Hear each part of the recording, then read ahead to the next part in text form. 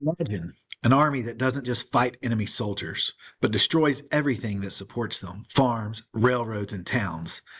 This is the idea of total war, a strategy that changed the course of the Civil War.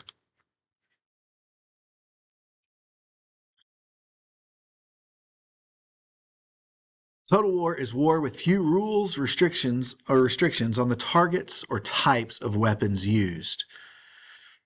It targets not only armies, but also the land, the resources, and even civilians that support them. The goal: to break the enemy's ability and will to fight. Weapons and destruction are used without restriction, and no part of society is off limits. Now, this does not mean that they are necessarily targeting civilians as their civilian property and things that will civilian resources, but not necessarily the civilians themselves. Yet, civilians will certainly end up as part of the casualties, as some of the casualties in most cases.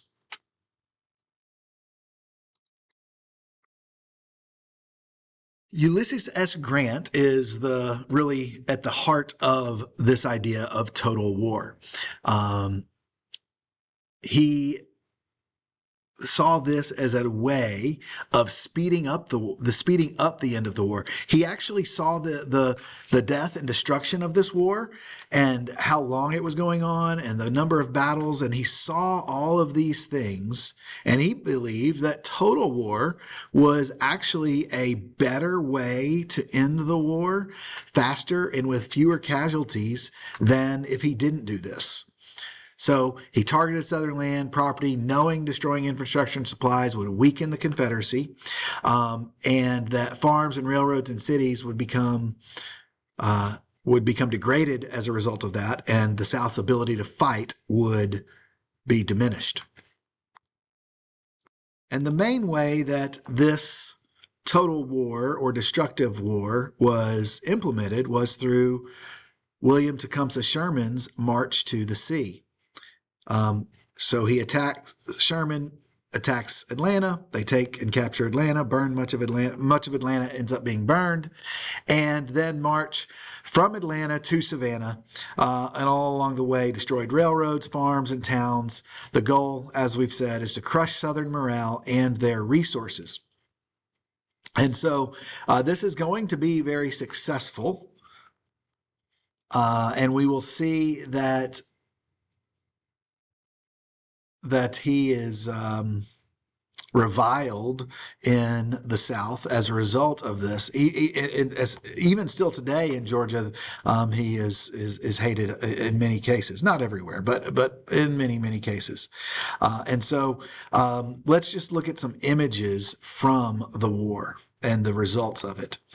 So probably the most famous of the parts of the commonly talked about that March to the Sea is the destruction of the railroads, and you can see here how they bend them so that they didn't want the Confederates to be able to come back in afterwards and just relay the tracks, because laying tracks is pretty quick, and so if they just tore it all up but didn't burn the ties and didn't bend the tracks, then it would be usable. But here, this is completely unusable. You got to start fresh.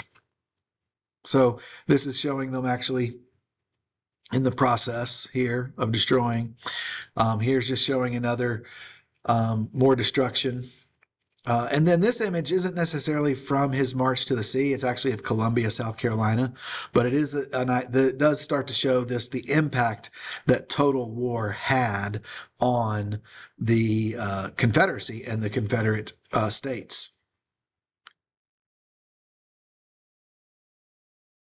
So one of the things this does is it shows that war has changed, that total war affected soldiers and civilians.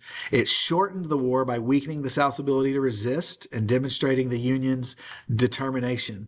While controversial, it became a model for modern warfare where entire societies could be considered part of the battlefield.